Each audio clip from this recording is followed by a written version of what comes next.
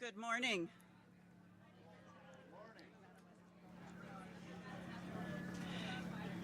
This is such a wonderful day to be sharing this space with everyone here this morning. I do want to acknowledge it is a beautiful sunny day and the heat is shining down upon us with the sun. So do please just try to stay and huddle into the shade to the best of your ability. My name is Diane Shendrick. I'm Vice President of Clinical Operations with Interior Health, and it is my absolute pleasure to be joining each of you here today. I am very grateful to be here with you today on Secwépemc Ulu, the traditional, ancestral, and unceded territory of the Secwépemc Nation, where we are privileged to live, learn, and collaborate together. Today marks an important step in this project, and it is vital that we pause to honor the land that we are standing upon. This is the land at which the Cancer Centre will reside, and to respect and acknowledge the Kamloops Secwépemc community and their stewardship of this land since time immemorial. To begin this celebration, I would like to welcome our elder, Hank, to the podium, who is going to lead us this morning in a blessing. Welcome, Elder. I'll be right there.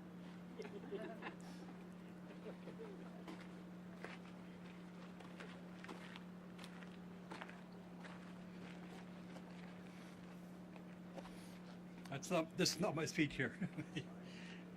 Okay, once I start my prayer, I ask you to turn off your cameras, recording equipment. And it's spiritual and sacred there, so I appreciate all of that. And I'd like to welcome you all, each and every one of you here, to this event. It's a good event for not only ourselves, for some of our relatives, as well as individuals we know.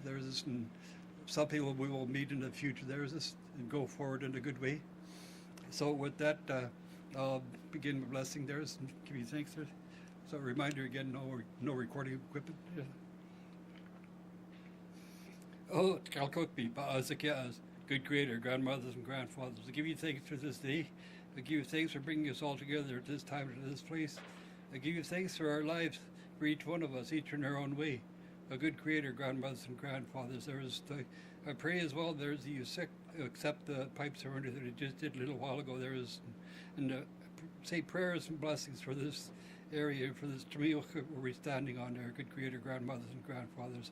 I pray in a good way, in each one of us in our own way, pray in a good way as well for the blessing of this area and the blessing of the continuation of our bringing together in our hearts and our minds, so that we can carry forward and build this Cancer Centre for this area and for the interior region, as well as for other individuals who may come and inhabit this area as well.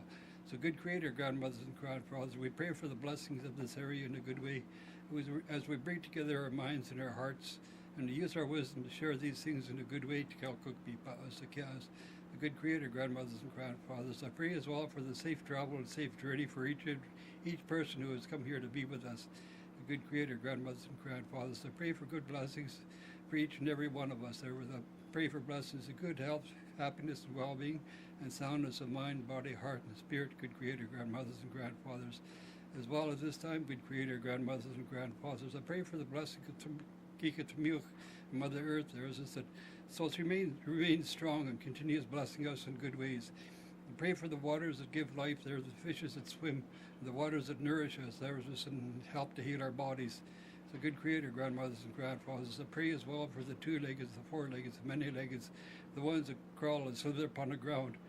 As well as I pray for the standing people, the tree people, the ones that have their arms raised in prayer all the time. I pray for the plants and the roots and the berries, those which we use for our shelter, our food, our clothing, and our medicines. I pray as well for the wings of the air, good creator, grandmothers and grandfathers. I pray for the air that we breathe. We have good air and clean air. I pray for the waters as well, good creator, grandmothers and grandfathers. The waters be blessed and cleansed of all bad things, all diseases and sicknesses, good creator, grandmothers and grandfathers. I pray for these things in a good way. I pray as well at this time, good Creator, grandmothers and grandfathers, that each of us in our own way bring forward our knowledge and use of knowledge and with good wisdom in a good way, so that we can bring together this event there is in this building for the future there. And I pray for the blessings as well for the ground, for the Keynote there, to remain a good solid foundation for the future of this building and this event and the cancer clinic there. Good Creator, grandmothers and grandfathers.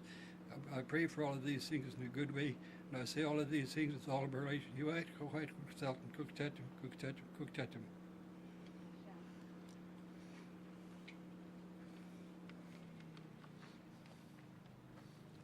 No.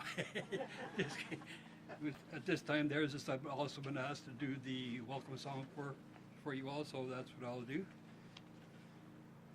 It's a traditional song there that we've been singing for generations. There was this when we gathered in our own events. There was this when our people, our community gathered together. There was this, and our visitors from other parts of the nation as well came to be here with us, and so we welcomed them.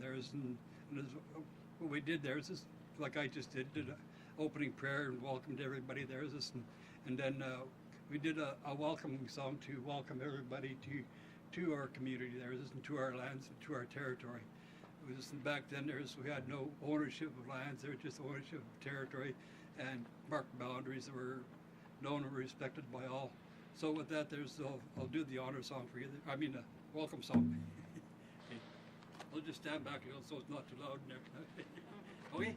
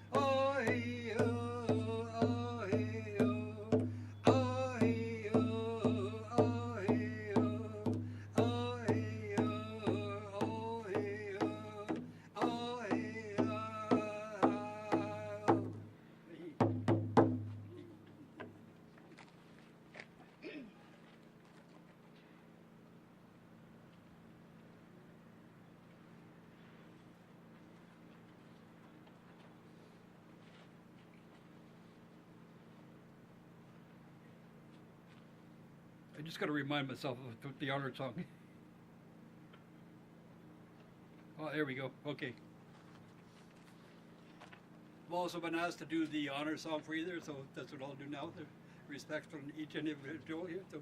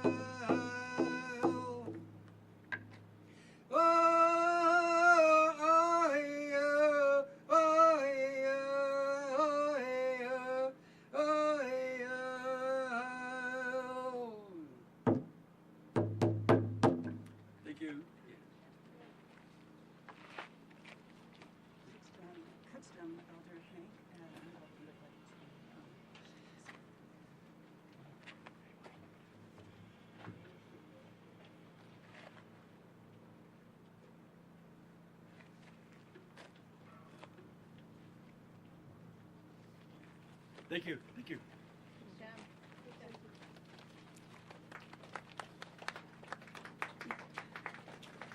I would like to now invite Cooksby Roseanne Casimir from Kamloops to come to the podium. Welcome. Thank you for the introduction and the welcome. Thanking our elder, Hank, for starting us off in a good way and giving us this grounding. Knowing today we're going to be having announcements before us, but also here that we're also at a groundbreaking ceremony. So the importance of, being connected to Mother Earth, but also to sending our prayers to the Creator, and just how important this is for our people, our families, and our loved ones, and our community, as well as the nation, and all those who will be utilizing the service. So, Waiko Paitip, good morning, Tweequanuch. Good morning to all of you, made it through the night, and welcome. My name is Cookby Roseanne Casimir. I'm the Cookby for the Kamloops to Schwapmunk, and have been in leadership for my community for just over 16 years, and on my third term as a Cookby chief for my community. I'm very honored to be here and to speak to all of you today, and to start off, with the grounding that we had. Much appreciate that. And I just want to begin also by acknowledging that we're all gathered here on the unceded ancestral lands of the Kamloops to Schwapmunk, and that this is where our people have lived and governed and also cared for these precious lands. And, I thank you for that land acknowledgement as well. And so I thought I'd put in the piece about the governing and that sovereignty that we uphold as a community and as a First Nation here within Schwapmunk-Ulu. It is with open hearts and a strong community spirit that I welcome, that we all welcome, Minister Amaboan, Minister of Infrastructure, and also Minister Josie Osborne, Minister of Health, to our territory.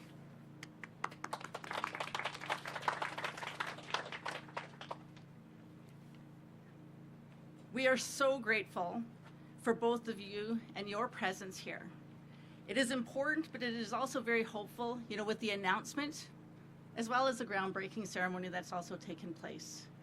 I know that as a Minister of Infrastructure, that carries a lot of hope, knowing where we were and the unity that we had, not only with Royal Inland Hospital, but for all the political MLAs in our local municipality, as well as the City of Kamloops, for the advocacy and just how important this is. Access to timely, culturally safe, and specialized health care. It is something that our communities deeply value, and it is something that we must continue to strengthen. Cancer has touched every single family, every person across these lands, including our Schwapmunk people. It has affected us all. So today's announcement, is a result of strong leadership, both Indigenous and non-Indigenous. And it has been meaningful collaboration. It also reflects a shared vision, grounded in progress, partnership, but also compassion. We know that health care must be delivered not only with the right infrastructure, but also with the right cultural understanding as well, but also respecting the unique needs of all people. At the Kamloops to Schwapmunk, we remain very committed to working hand in hand with the province, with healthcare partners, and to ensure that our services that are going to be delivered here are done in a responsive, equitable, and reflective of the people that they'll be serving. This announcement also brings hope to families across this region. And today, I speak not only as a Cookby, but also as a daughter. I lost my mother to cancer, so I know how important that is. So like many families in the interior, we experienced firsthand those difficulties of navigating a system that often feels distant and disconnected. So that journey, where we are here today, is extra special. And it is a journey that will also have a lasting impact and a deep understanding of just how urgent this work is. A local physician I once played soccer with, she shared with me that the interior urgently needed a fully serviced, comprehensive regional cancer center. And it is really with great pride that I'm here with all of you today. And that includes radiation, oncology, medical oncology, and the full continuum of care. And that must be supported with a clear strategy for recruiting and retaining the specialized professionals to support that. She shared with me that families in the interior deserve the same level of care and the recognition already extended to places like Nanaimo, the Lower Mainland, but because all families matter equally. So on behalf of the Council of Secwepemc, I extend our sincere gratitude to everyone who is and has helped to bring this vision forward. To the health leadership, providers, the frontline workers, to all those families whose voices also help shape where we are here today, I thank you. Your commitment to equitable, high-quality care is deeply appreciated, and we know that there is still much more work yet to do. So once again, on behalf of the Council of Secwepemc, we are pleased to be here with all of you to welcome Ministers Owen Ma and Josie Osborne, and we look forward to the positive and lasting impact that this announcement will have, not only for the Kamloops, but for all of the communities that rely on this region for critical care. So when it comes to the health of our people, we are all united, all political, Indigenous and non-Indigenous, collective and standing in unity when it comes to a collective voice and a vision for action for our people and the health of our families. So Kuksjam, Kuksjam.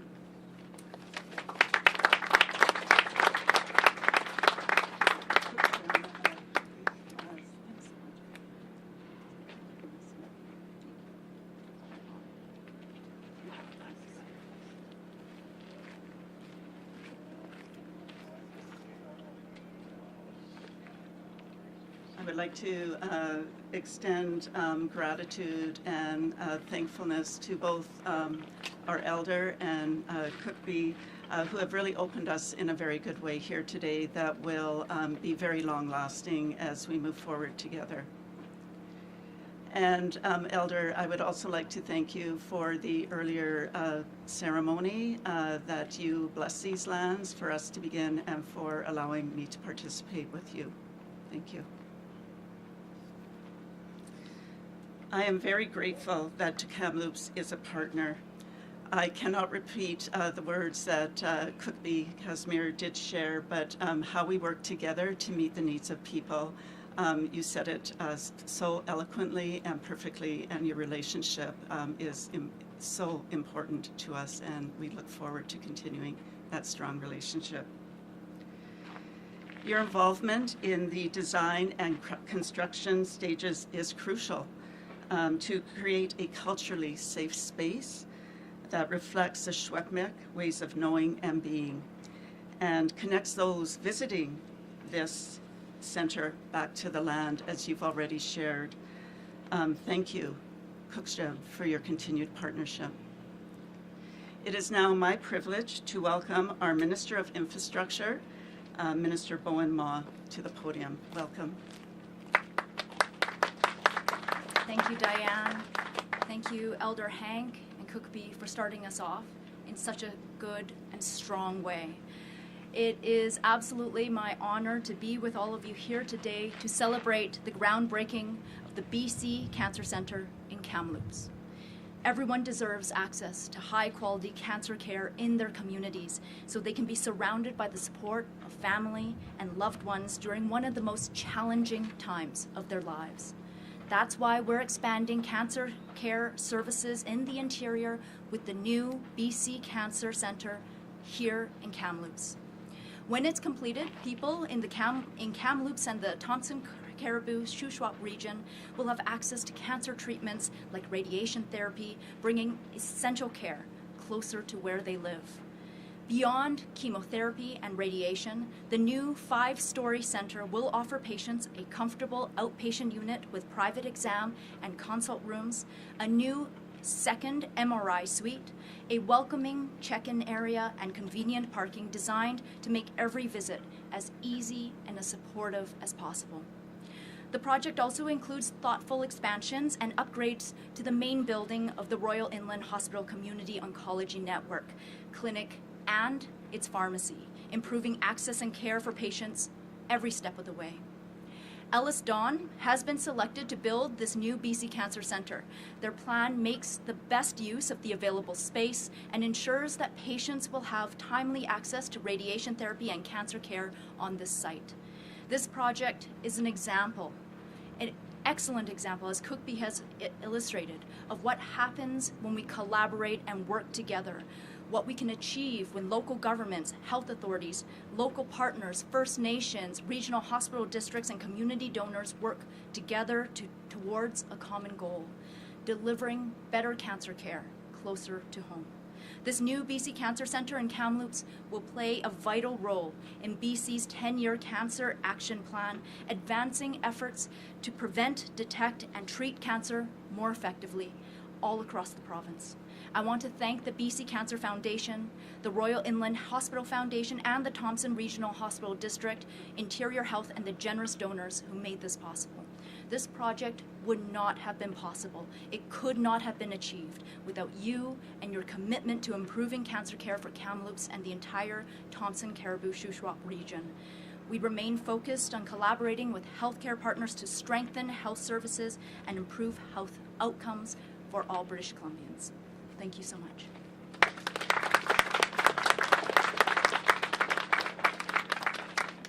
I took your stuff. I've had that happen to me too, so sorry about that.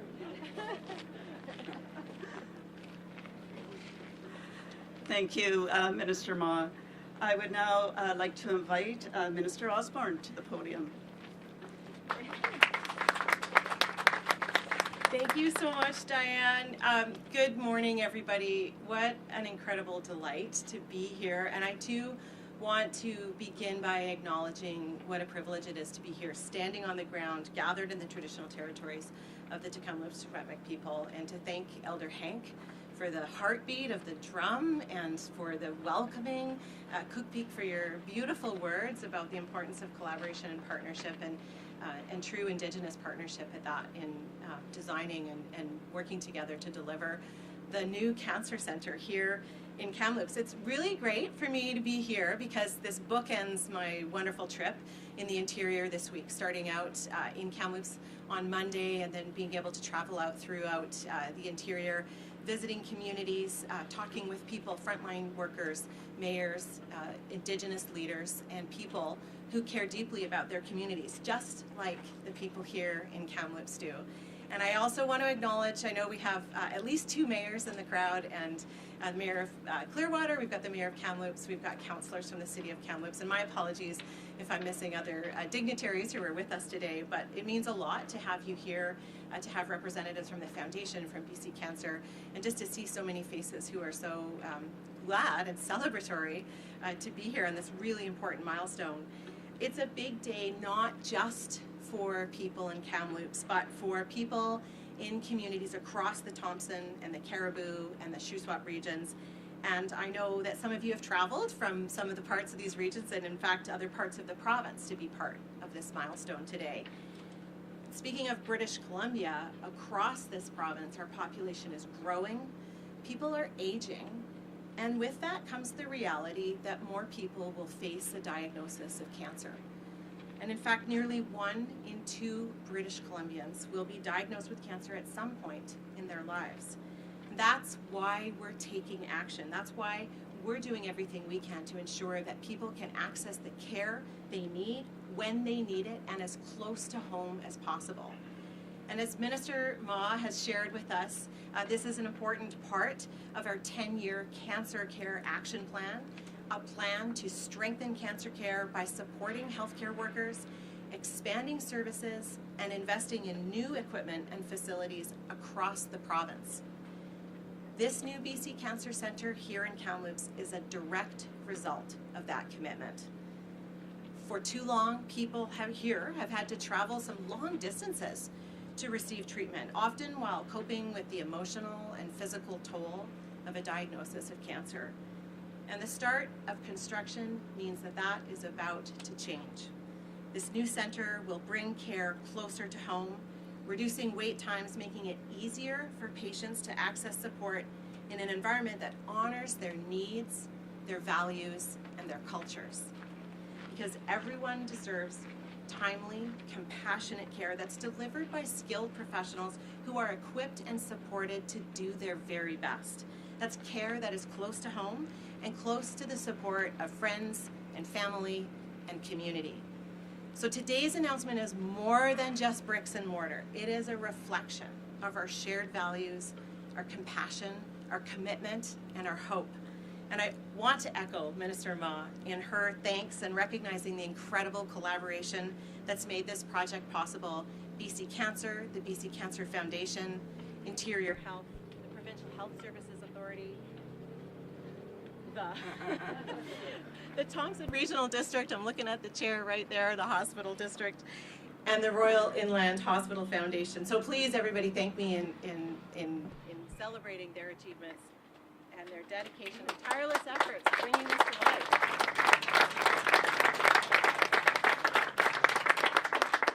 This is a center that will save lives, and it will bring comfort and peace of mind to families. It stands as a real symbol of the future that we're building together, where high quality and compassionate care is available to everybody, no matter where they live. And with that, with the power out, I will stop there. Thank you so much, and thank you for having me here as part of this incredible day.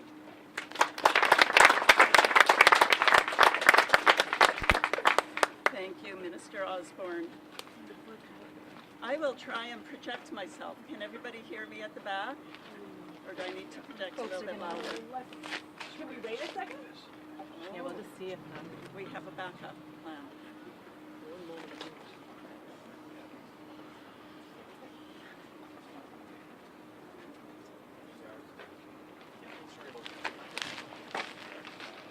Can you hear me better now? That's just I think we just have to wait a second for you. Yeah. that's just an excellent. Maybe we'll just pause for a couple of minutes. Always.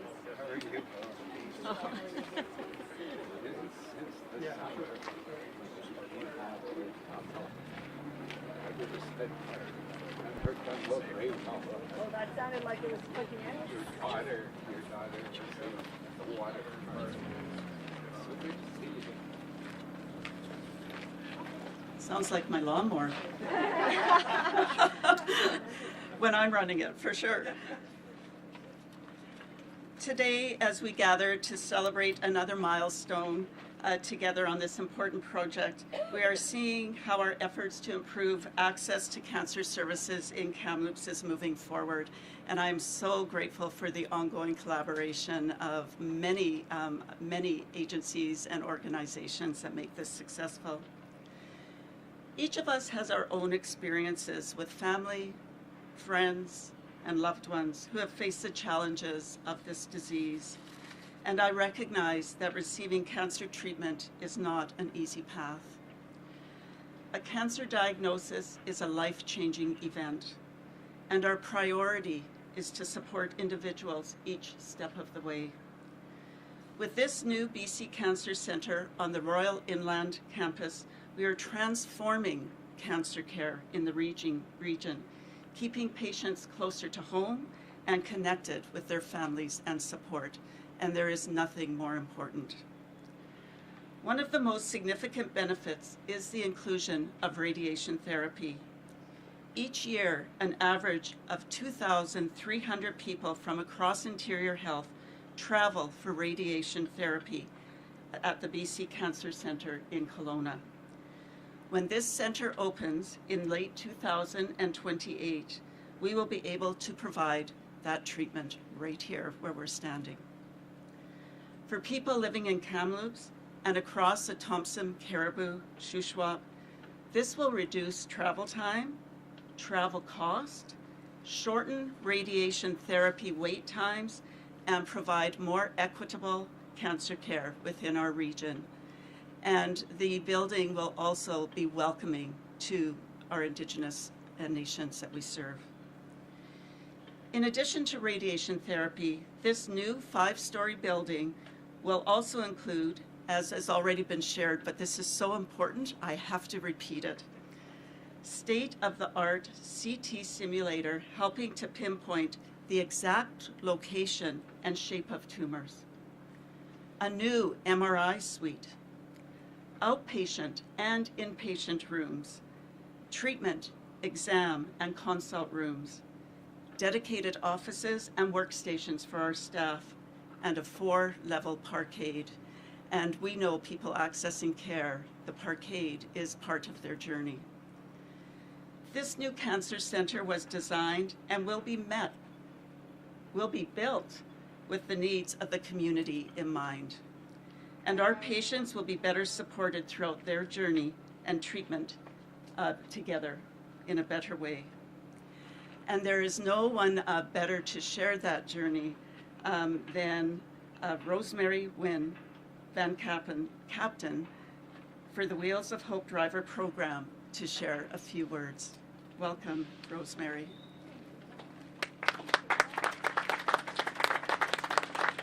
Good morning. As mentioned, my name is Rosemary Wynn, and it's a pleasure to be a part of today's important announcement marking the groundbreaking British Columbia Cancer Centre in Kamloops. I am a volunteer with a program called Wheels of Hope, and we have the privilege of assisting with transportation needs of our community locally. We will provide transport from a client's home in Kamloops to Royal Inland Hospital for their chemotherapy treatments. Additionally, we provide transportation to Kelowna for their radiation and oncology appointments. It is a wonderful experience to behold, to share time with these clients who travel with us on a daily basis for weeks at a time. The Wheels of Hope program began through the Freemasons before the Canadian Cancer Society took on that program.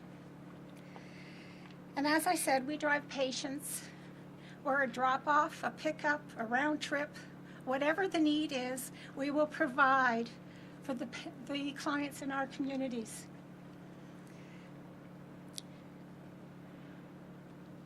Everyone mentions that the cancer treatment is physically, mentally, spiritually, emotionally exhausting. And we all need love and support to get through our journey. The trips, I can't emphasize enough, to Kelowna are exhausting. It's anywhere from, at a minimum, 7 hours to a 12-hour day, 5 days a week. We should applaud all of our brave citizens who, without complaint, make this arduous journey. And as I say, it's my honor to be part of this program. It brings me great comfort to know that my community supports these initiatives, that we will be building the British Columbia Centre for Cancer in Kamloops, and that the homegrown need will be fulfilled for care. I want to thank everyone involved in the centre for making it a reality.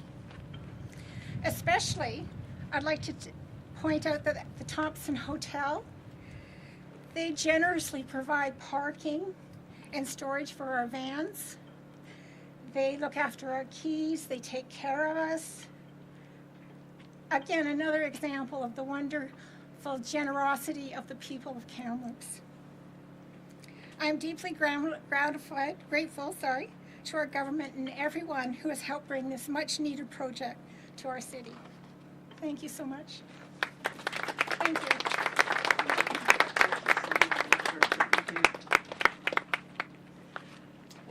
Such important work. You never know what individual, what moment touches somebody on their journey, and I imagine what Rosemary has shared has impacted and touched people in a meaningful way in many different ways.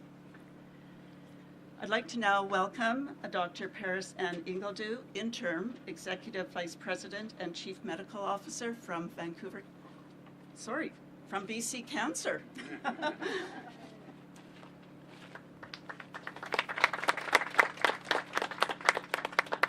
Thank you so much for having me here today, and I just want to say thank you first of all to Rosemary. I had a moment to connect with her prior to it starting today, and I can see her true dedication to our cancer patients. Rosemary, I guess you're sitting down, I can't see. But you know, she really described that 7-hour journey with joy and the intent that she put to every cancer patient that she took back and forth. And it's that kind of volunteer work and the community coming together that I really feel has probably led to this place being here today. And I also want to say thanks to Cookbee and Elder Hank for your warm welcome today, and I really felt it. And I actually think that's once again showing us deep connection not only to the land, but the people around and the work that's being done so collaboratively together. Today's a significant day for all of us, and it's a real honor to be here. As we heard before, 1 in 2 British Columbians will actually get cancer in their lifetime.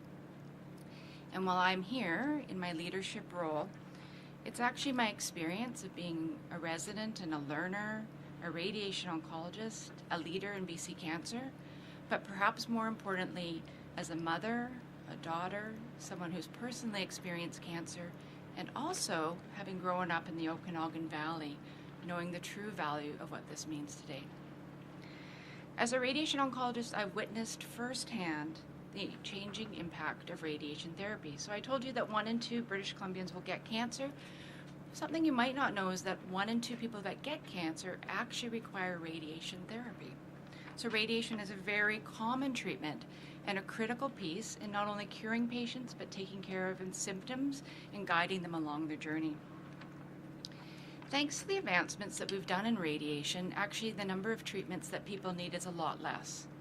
But for many treatments, we still, as you've heard from Rosemary, might take weeks on end. In fact, some treatments actually can take upwards of 7 weeks or 8 weeks of treatment. And I can only imagine what it looks like to do that journey day after day for that amount of time.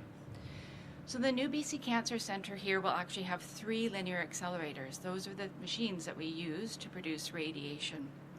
And they will provide radiation treatment to over 1,200 patients in the first year, which is actually 16,500 treatments that we aim to provide. And by delivering these treatments, we will eliminate some of these trips that we've heard back and forth. And more importantly, people will be getting treatment close to their families, their friends, and their support networks.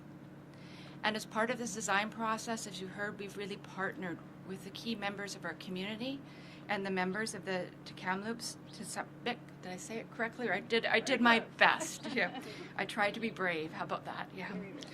Together, we'll thoughtfully design a sacred space for patients, caregivers, and features actually to support traditional ceremonies. I really look forward to seeing that come together. Yeah. The new BC Cancer is part of BC's 10-year Cancer Action Plan to actually help save lives and improve the lives of those who are living with cancer. And this center is part of our commitment to 6 existing centers and new centers in Nanaimo, Burnaby, and Surrey, which will greatly enhance services across our entire province. You've heard much gratitude today, and I just want to turn my gratitude back one more time to those at BC Cancer, Interior Health, Ellis Dawn, the foundations, the province of British Columbia, our Indigenous partners, for all of the work to reach these milestones. And I think I need to add to that the volunteers from the Wheels of Hope. It's through the collaboration of our teams that we have great impact. And I actually think that that's the truth, that today marks a day of deep and meaningful impact, and I hope it will be a legacy for all of us, and we'll remember this day very fondly and know that we were part of the start of something amazing. Thank you.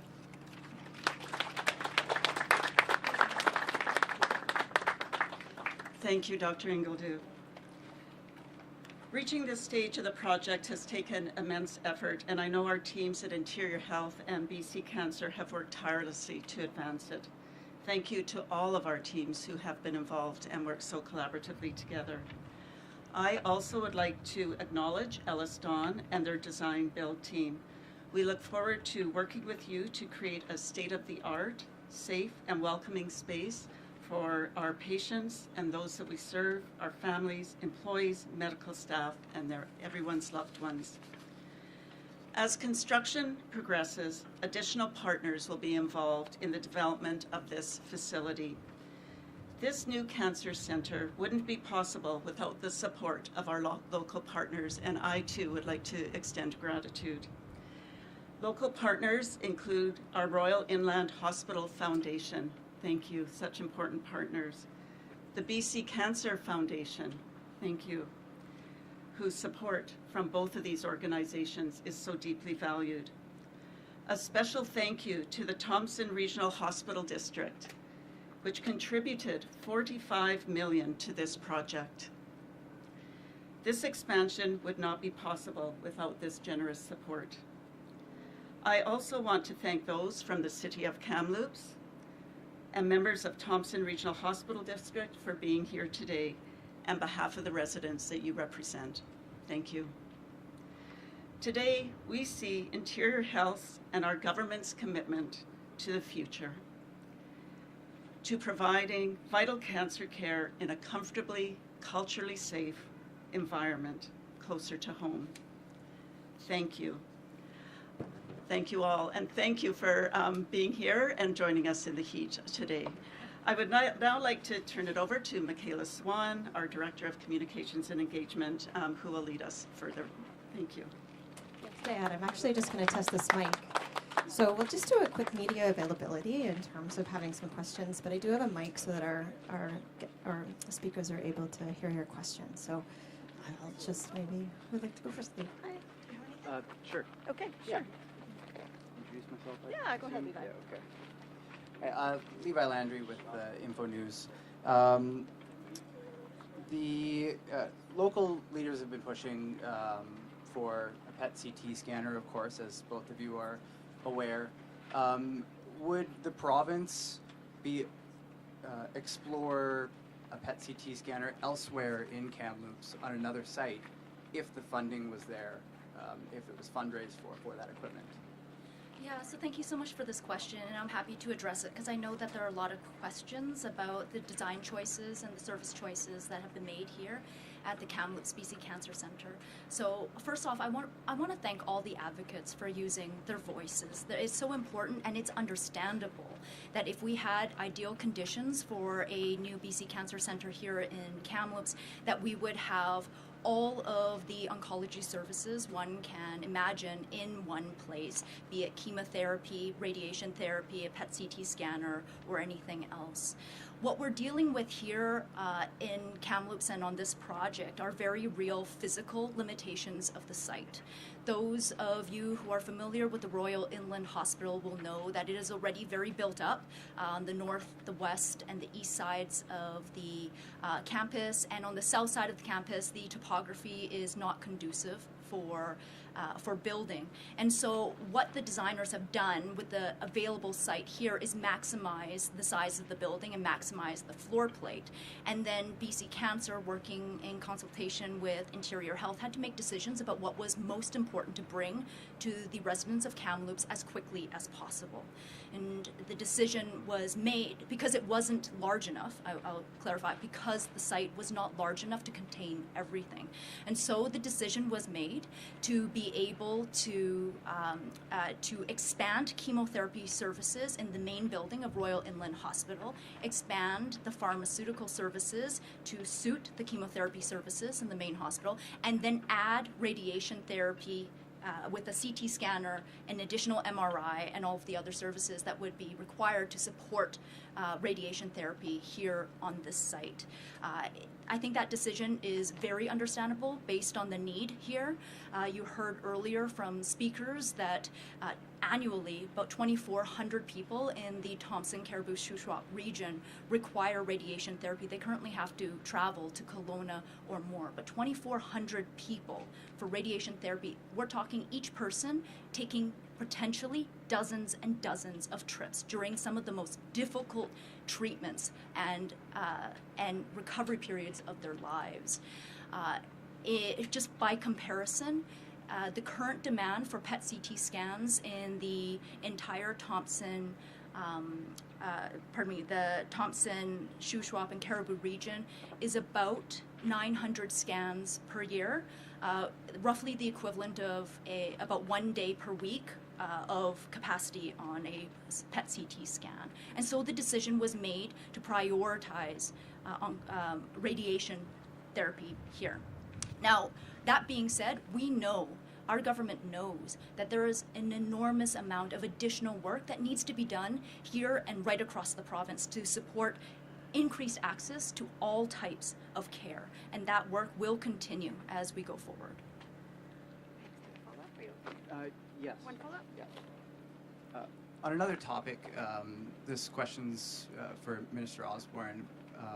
There have been some challenges with maternal care across the interior, including the north, and of course with the recent challenges in Kelowna.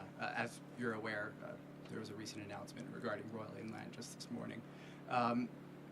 How can your ministry assure families in BC from the north down to the southern interior that they'll get the care they need? Yeah, thanks so much for the question. It is a really tough situation for any expectant mother or family member to face, knowing that currently, with a situation with gaps in coverage of certain specialist physicians and the lack of access of attachment for some women and people expecting children, that they may be faced with a situation of needing to go to another hospital in order to deliver their baby. That's a really stressful situation, and I just want to acknowledge that from the very beginning.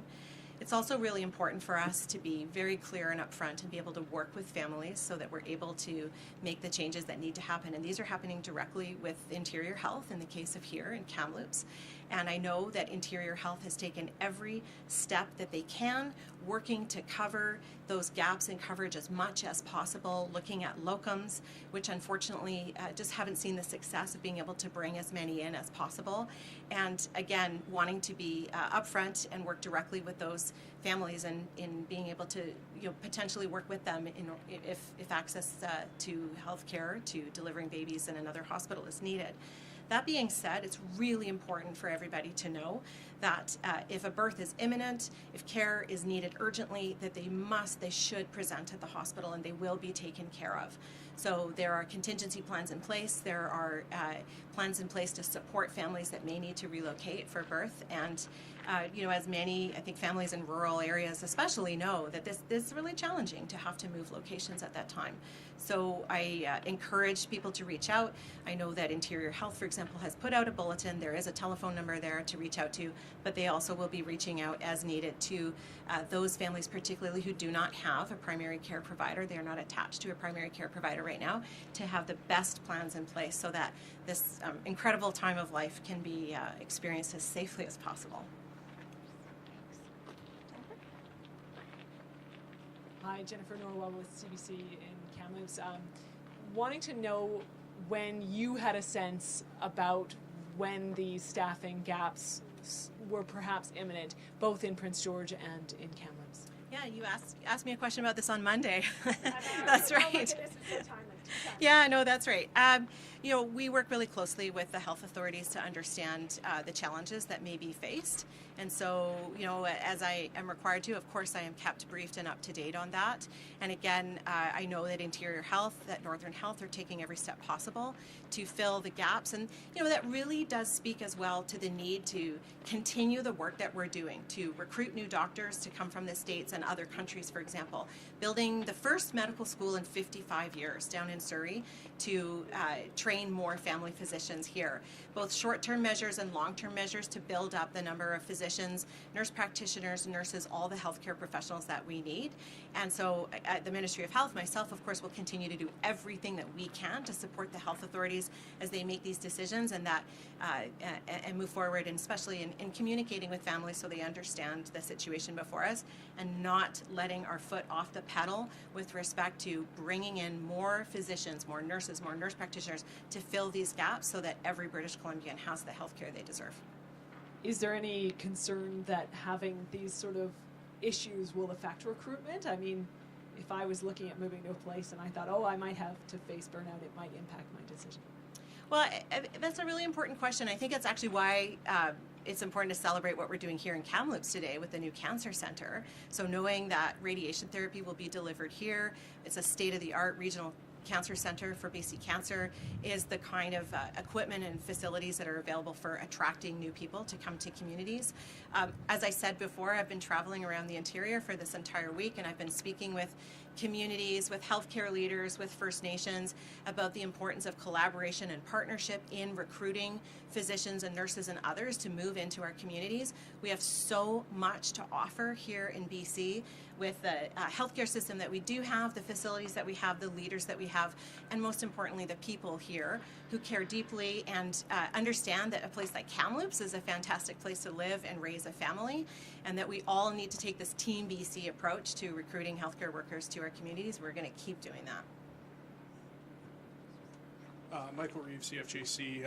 Following up on the current line of questioning, we've seen PG go down. We see RAH possibly have some troubles over the weekend.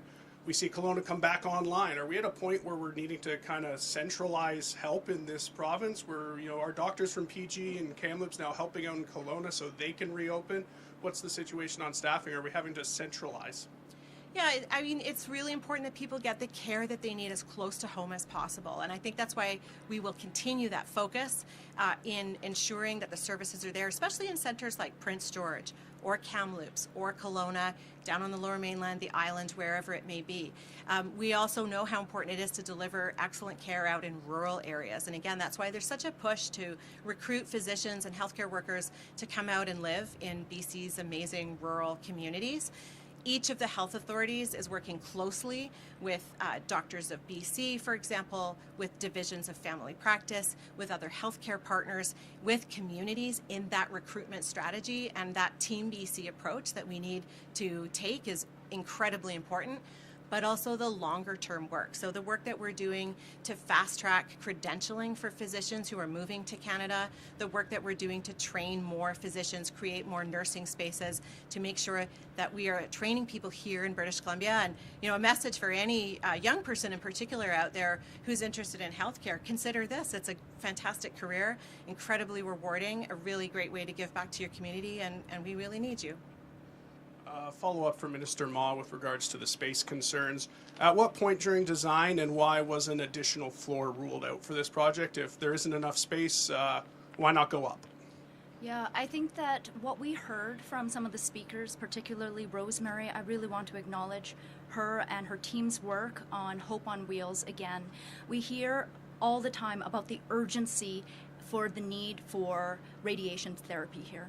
And the design of the building that has been landed on here for this site balances function with urgency. Absolutely, there are always opportunities for us to continue to have conversations with communities about the needs that they need in healthcare and other services. I think this is ongoing work. These kinds of investments are not one and done investments. They are major steps towards future states that we always have to be working on.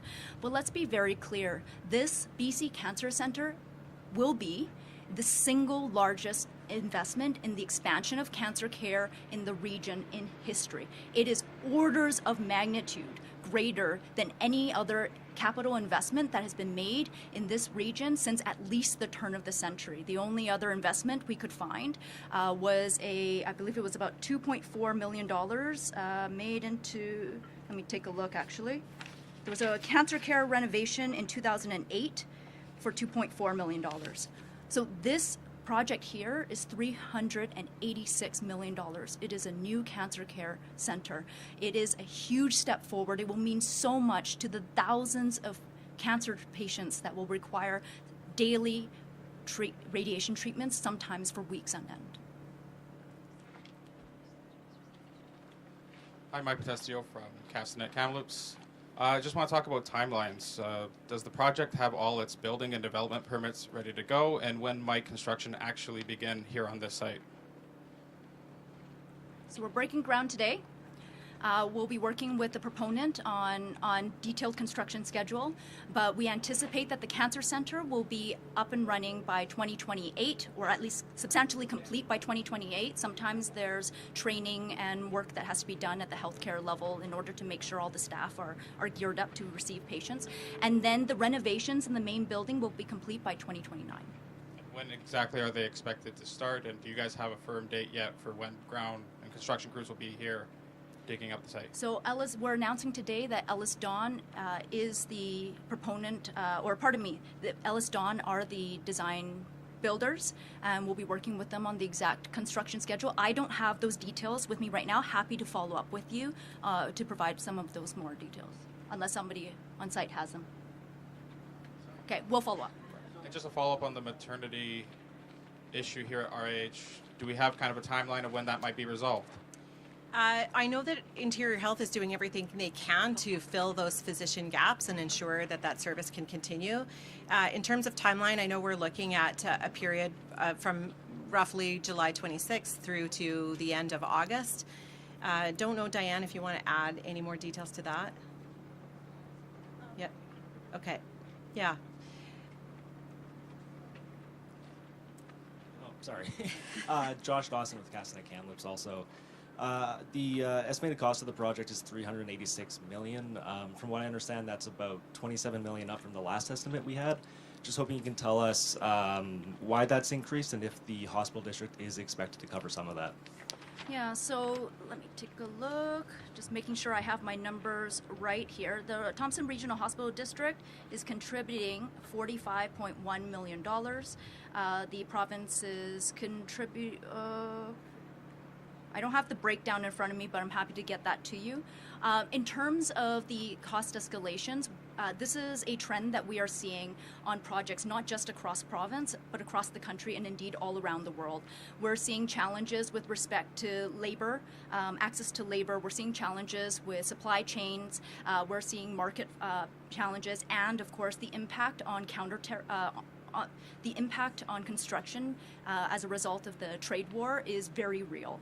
We're talking about 35% tariffs and on some components of the project. So we are definitely seeing cost escalations as a result of those that very real economic situation that we are in. Was the decision not to go up a floor in the Cancer Center also a result of some of those financial pressures you're talking about? I think we're talking about balancing function and urgency.